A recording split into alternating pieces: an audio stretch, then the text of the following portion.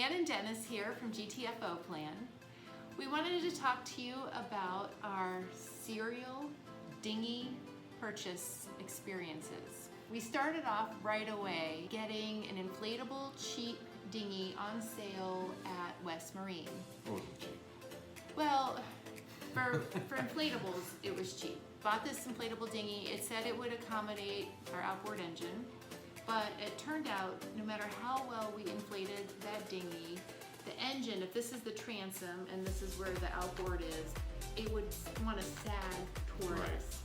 And we tried and tried and tried to inflate that dinghy to max power, but it still sagged. So we ended up selling that dinghy to our dockmate. He sold it to another dockmate, so it's been sledding around our pier. And then what was our next dinghy? The Porta-bote. Oh, Porta-bote. Which That's right. Love the idea, love the concept. This Origami style boat where you fold it in and it ends up, it was a 10-foot dinghy. I think so. The back end was maybe 4 inches? 4 or 6 inches or something like that, and the front went down to about 2-3 inches. And then you had your seats that would, when you put it back together, when you assembled it, that would give you rigidity. And then you also had another board that would serve as your transom, and then you had to screw that in. And it was great because it's a 30-foot boat, sailboat, so there's not a whole lot of deck space for a larger sized dinghy. We could fold it up and put it along our lifelines on one side. It didn't obscure your view. It was absolutely fantastic, but there were several problems with that boat. Here's the boat. It's filled up with water. John is taking off the back transom, but here's the concern. There's wetness, so we have a slow leak, but it's not gushing out.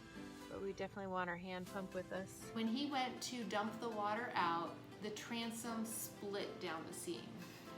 So we worked on fixing that, and actually our fix worked quite well. That leak caused so many problems. How much water? You would start with a bucket over the course of the night.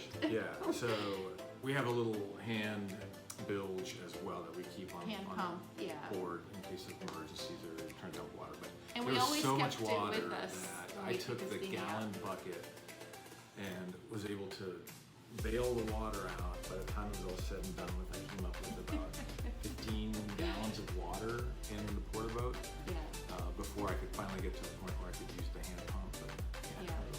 But a lot of water. Now the great thing is though, the boat will never sink. So at best, even if it's fully filled with water, it'll be just below the surface. If you watch Sailing Uma's early videos, you'll see how that happens. Yeah, they have one, so we understand their misery and their agony. One thing, when we did attach our 6 horsepower outboard to this boat, when we would get up to speed, the boat would self-drain. So that was kind of nice. Right. Yeah. But only when you were moving. Going on too. My actual bigger complaint was it was pretty difficult to put together on the deck of our boat.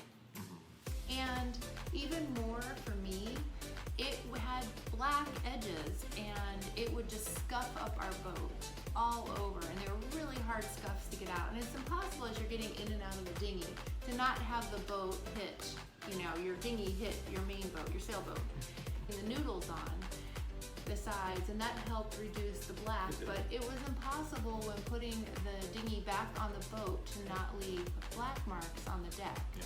My biggest concern was, I wasn't there with you, but how easily the material ripped when the guy went to lift it, and that was in the transom area. And what we did is we took some roofing tape to reattach it, and then you have the wooden transom, but honestly my biggest concern was how easily that ripped, that we would be underway, we would get a rip or something would tear. So safety-wise, I didn't feel overly comfortable with the Porta-bote. We bought another dockmate's Walker Bay, but that thing with the 2 of us in it, and I don't know what we weighed Walker together. Bay has a good reputation. Small enough could fit in front of our boom. When we were both in the boat, the back of the boat was what, an inch or 2 above the water. I mean, one rogue wave and we were going under.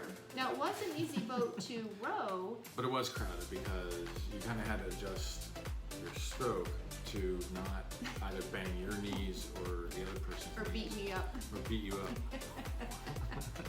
Then we ended at the Annapolis Boat Show. We found our new baby, which we'll Yes. post more about in a future video. An AB 9-foot aluminum ultralight. Yeah. Hi, Ann and Dennis here of GTFOplan. You said not to wait. So, Okay.